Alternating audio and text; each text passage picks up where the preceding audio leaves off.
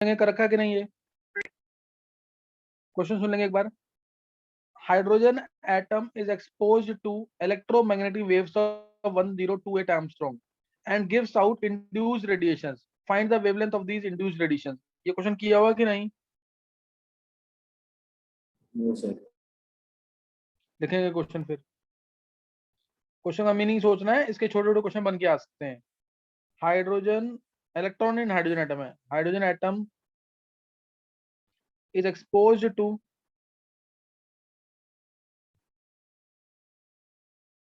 EM waves of 1028 Armstrong and gives out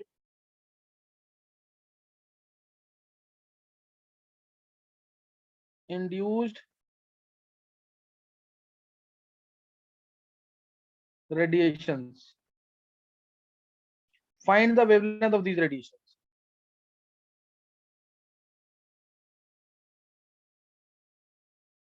Find the wavelength of these radiations. Calculate lambda of these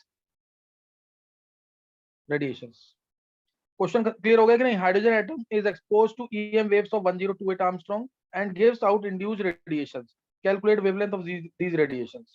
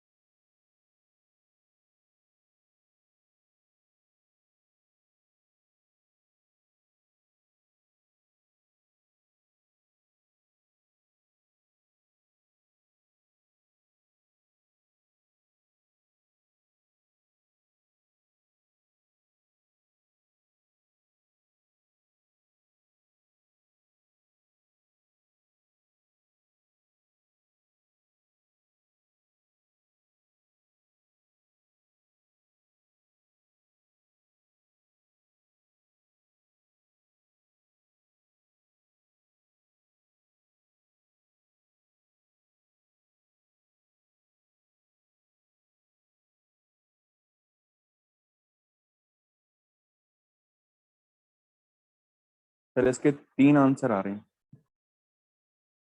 yes sir, 3 ही बन रहे हैं। किसने निकाला है? Sir वेदांत। बहुत अच्छे वेदांत, 3 ही आंसर आएंगे।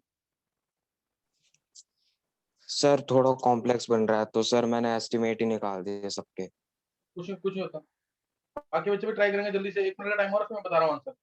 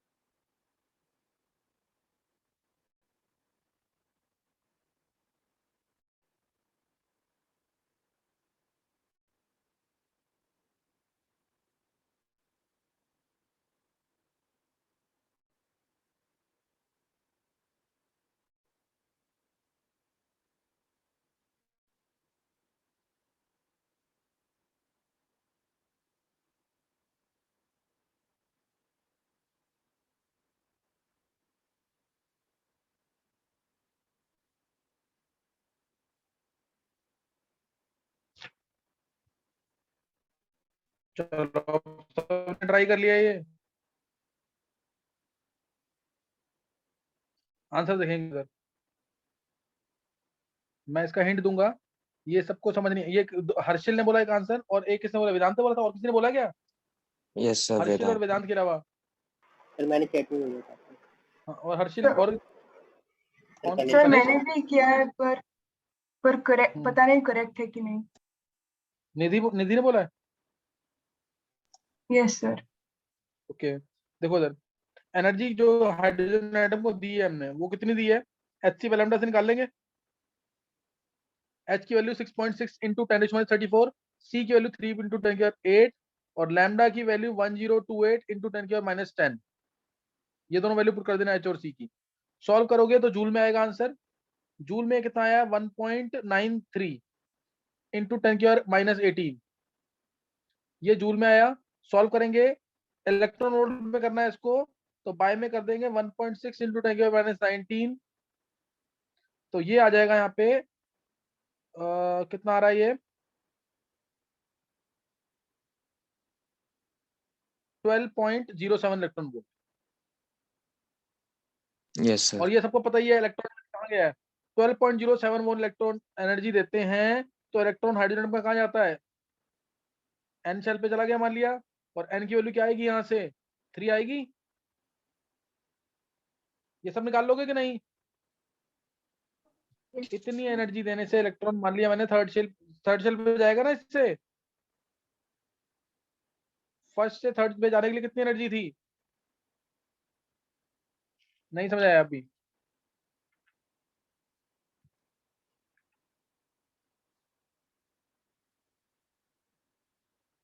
एन की वैल्यू 3 तक समझ आ गया कि नहीं? Yes sir. चलो, ये आ गया। अब इसके बाद क्या करेंगे? अब थर्ड शेल पे चला गया इलेक्ट्रॉन, मैं रब कर रहा हूँ यहाँ से। अब थर्ड शेल पे इलेक्ट्रॉन चला गया है। अब वहां से वो इंड्यूस रेडिएशन देगा, यानी वहां से कौन कौन सी वेवलेंथ दे सकता है वो? थर्ड से वो 1 पे आने के लिए, थर्ड से 1 पे डायरेक्ट सर आ सकता थर्ड है। से सेकंड, सेकंड से फर्स्ट और थर्ड से फर्स्ट। हाँ, थर्ड से फर्स्ट पे आने के लिए या तो ऐसे आए इलेक्ट्रॉन, या फिर थर्ड से डायरेक्ट 1 पे आए। तो एक वेवलेंथ यहाँ आएगी, एक वेवलेंथ यहाँ आएगी, एक वेवलेंथ तो हमें पता ही है 1028 है। लैम्डा 3 की वैल्यू तो पता है ना, 1028 है। सबसे कम वैल्यू किसकी होगी? लैम्डा 3 की। अच्छा, ऑर्डर ऑफ वेवलेंथ क्या होगा इन तीनों का, बताओ? ऑर्डर ऑफ वेवलेंथ क्या होगा इनका?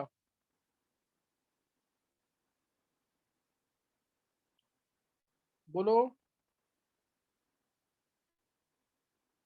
सर लैम्डा 2, लैम्डा 3 और लैम्डा 1 सबसे ज्यादा क्या होगा? Descending order. सबसे ज्यादा क्या होगा? Sir lambda 2। लैम्डा 2 सबसे ज्यादा, लैम्डा 1 सबसे ज्यादा, फिर लैम्डा लैम्डा 2, फिर 1 लैम्डा 3। वेदांत?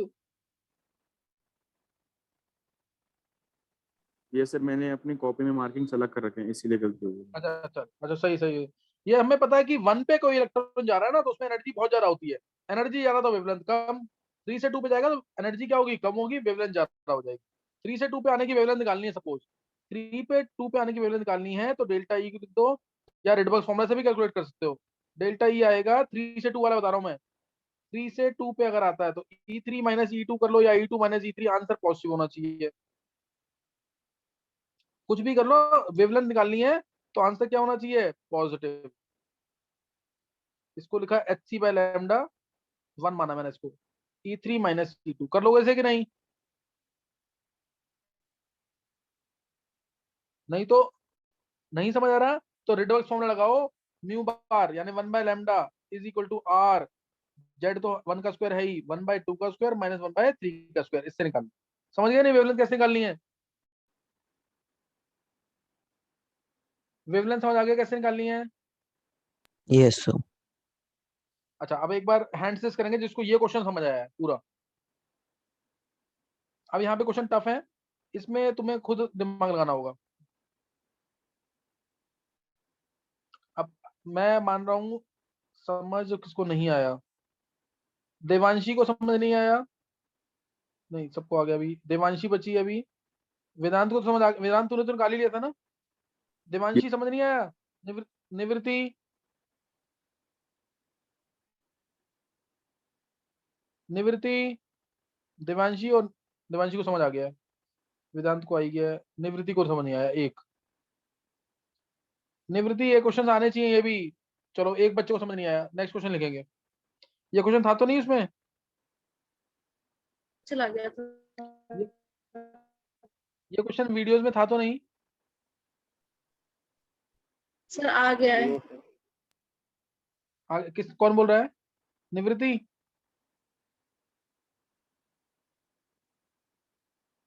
जितने मैं न्यूमेरिकल कराता हूँ उसको 2-2 बार प्रैक्टिस जरूर किया करो घर पे। जो अच्छे न्यूमेरिकल, जो अच्छे क्या कोई भी न्यूमेरिकल, अगर अच्छे तरीके से न्यूमेरिकल करने हैं तो, क्योंकि आगे तो चैप्टर न्यूमेरिकल्स वाले ही हैं सिर्फ। Thermodynamics, equilibrium, states of matter, numericals ही भरे पड़े हैं। अब अगले 2 चैप्टर जो है पीरियोडिक प्रॉपर्टीज, केमिकल बॉन्डिंग, उसमें नहीं है न्यूमेरिकल्स।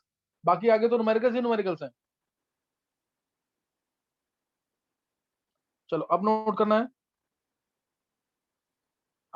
ये वाला क्वेश्चन करेंगे। Ionisation energy of hydrogen like atom is 4 Rydberg. किया तो नहीं है क्वेश्चन ये?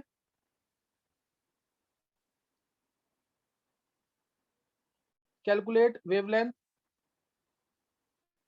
when electron jumps from first excited state to ground state. When this electron jumps from first excited state to ground state, first excited state to ground state, calculate the radius of first Bohr orbit of this atom.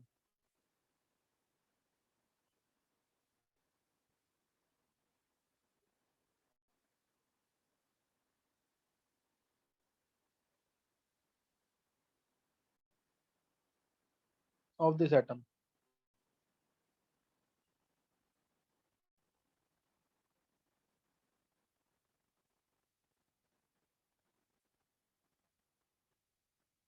किसी को doubt तो नहीं है इसमें? देखो question में doubt तो नहीं किसी को?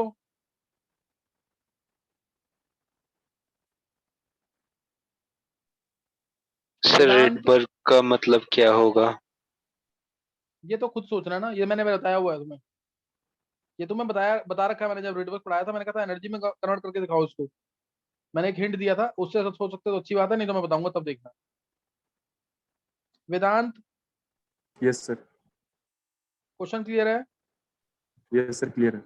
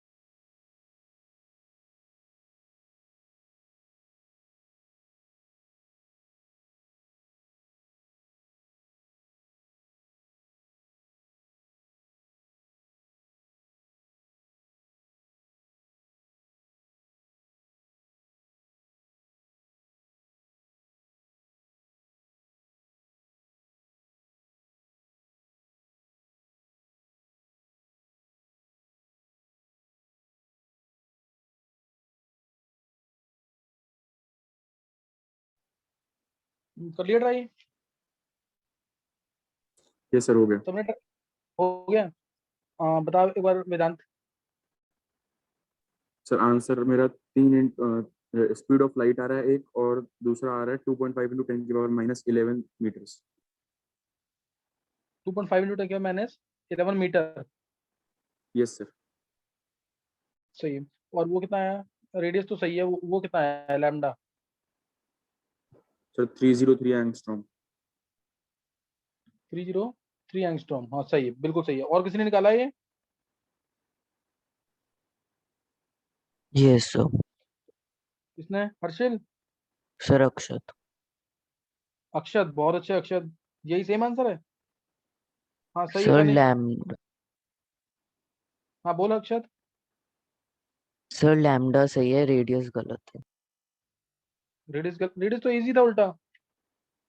रेडियस में तो ज्यादा कुछ है ही नहीं। सर मेरा भी आ गया गर्व। सर रेडियस गर्व आ का गया। बहुत अच्छा गर्व। सर मेरा दोनों आ गया। वो दोनों आ गए। किसने निकाला? नाम बोलेंगे। सर निवृत्ति। निवृत्ति, बहुत अच्छे निवृत्ति। निवृत्ति अच्छा कर रहे हो, और अच्छा करो ढंग से। सुनाने का काम मत मिस करना कोई भी बच्चा। Yes. चलो अब मैं एक बार आंसर बता रहा हूँ इसका, नोट करेंगे एक बार। देखो ion energy hydrogen like atom की दे रखी है 4 रेडबर्ग। तो आयन एनर्जी से मैं डायरेक्ट निकाल लेता हूँ वैल्यू उसकी, जूल पर एटम में या इलेक्ट्रॉन वोल्ट पर एटम में। तो आयन एनर्जी कितनी हो जाएगी? ये हो जाएगी 4 इंटू, मैं अगर डायरेक्ट लिखूँ 13.6, ये हो जाएगी कि नहीं? 4 Yes. रेडबर्ग बोला ना, 1 रेडबर्ग कितना होता है? 13.6 होता है। तो 4 इंटू 13.6 आ जाएगा। अब आयन एनर्जी को क्या लिख सकते हैं हम? ई इन्फिनिटी माइनस ई, किस शेल से? ये फर्स्ट शेल से। ई इन्फिनिटी माइनस ई वन हो जाएगा। नहीं समझ आई बात? तो ये Yes sir. ई इन्फिनिटी माइनस ई वन आ जाएगा। 4 इंटू 13.6 इलेक्ट्रॉन वोल्ट में आ जाएगा। तो 13.6 इंटू जेड का स्क्वायर, जेड का स्क्वायर यानी जेड तो निकालना है, बाय एन का स्क्वायर 1 का स्क्वायर। 4 इंटू 13.6, तो जेड की वैल्यू सीधा आ गई 2। That means it is, Z की वैल्यू 2 आ गई, तो ये हीलियम प्लस है। ये हीलियम प्लस आयन है। यहां तक समझ आ गया? जेड की वैल्यू 2 आई है, that means it is helium plus. अब लैम्डा निकालना, वो तो निकाल ही लोगे तुम। लैम्डा कैसे निकलेगा? Delta is to E two minus E one, है ना? फर्स्ट एक्साइटेड स्टेट से जब ये इलेक्ट्रॉन जंप करके नीचे आएगा, calculate lambda when the electron jumps from first excited state to ground state. निकाल लोगे ना ये लैम्डा? Yes, sir. या तो तुम डायरेक्ट रेडबर्ग से निकाल लो, सोचने की जरूरत ही नहीं है। 1 by lambda is to R 109677, Z का स्क्वायर यानी 2 का स्क्वायर, 1 बाय 1 का स्क्वायर माइनस 1 बाय 2 का स्क्वायर, ये आ जाएगा। और उसके बाद आर निकालना है। आर तो 0.529 एन स्क्वायर बाय जेड, यही है आर का फॉर्मूला। Yes sir. तो क्या लेंगे? एन की वैल्यू क्या होगी? 1. So 1. 1। हाँ, एन की वैल्यू 1 और जेड की वैल्यू 2. 2। तो आर्मस्ट्रांग में आंसर आ जाएगा। ये तो सबसे इजी पार्ट था, ये गलत तो होना नहीं चाहिए। ये सब बच्चों को समझ आ गया? एक बार हैंड रेज करेंगे जल्दी से, किसको समझ आ गया? स्ट्रेट जल्दी करेंगे एक बार।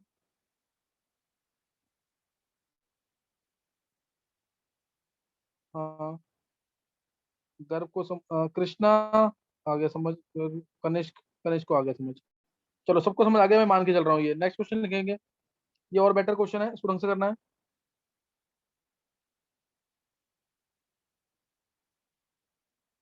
Calculate energy required to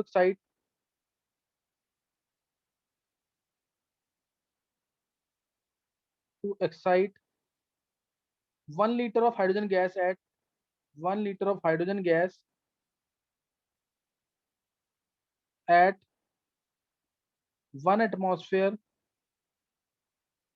298 Kelvin to the first excited state of atomic hydrogen. To first excited state of atomic hydrogen. और बॉन्ड एनर्जी दे रखी है H2 की 436 किलोजूल पर मोल, 436 किलोजूल पर मोल। Also calculate the minimum frequency to break this bond. Also calculate minimum frequency to break this bond?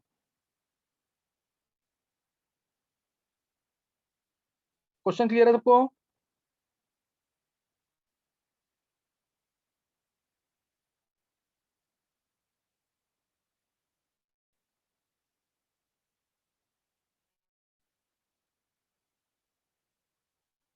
Question clear है सबको कि नहीं?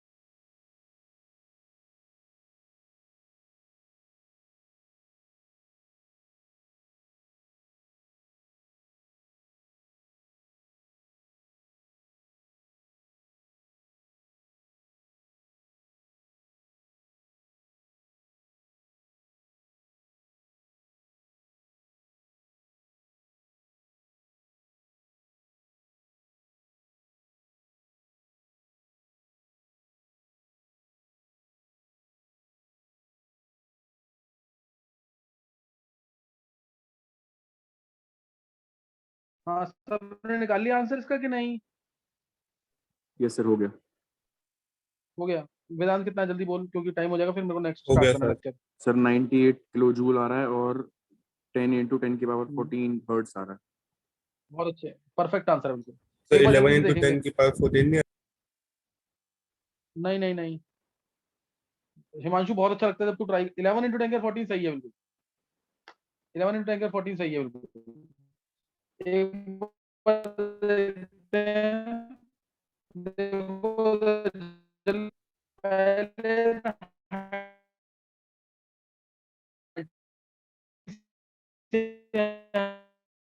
सर, आपकी वॉइस बहुत लैग कर रही है।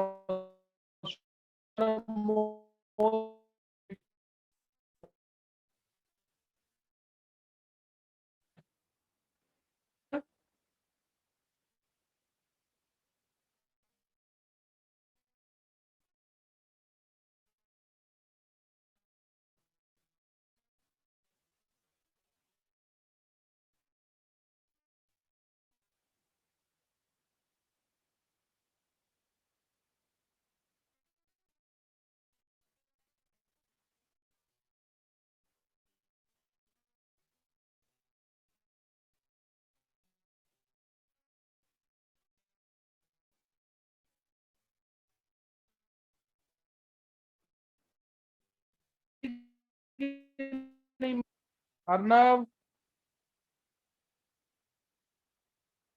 सर आ गया था आंसर सर, लेकिन आपकी आवाज नहीं आ रही है बड़ी देर से। अभी भी आवाज नहीं आ रही है? सर अब ठीक है। अब अब आ आप रही है। ठीक मेरी आवाज नहीं आ यस रही सर। बिल्कुल भी क्या? सर पिछले 2 मिनट से नहीं आ रही थी।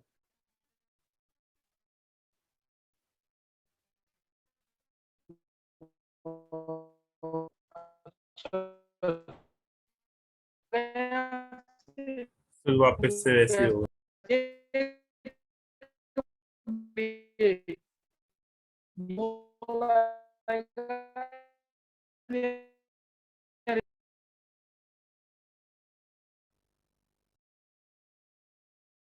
दिक्कत आ रही है कोई? सर आप बिल्कुल भी ऑडिबल नहीं थे अभी भी।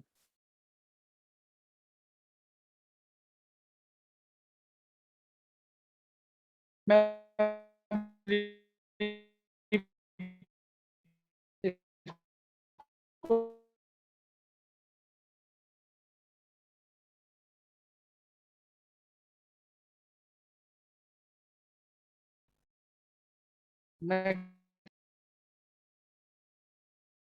बिल्कुल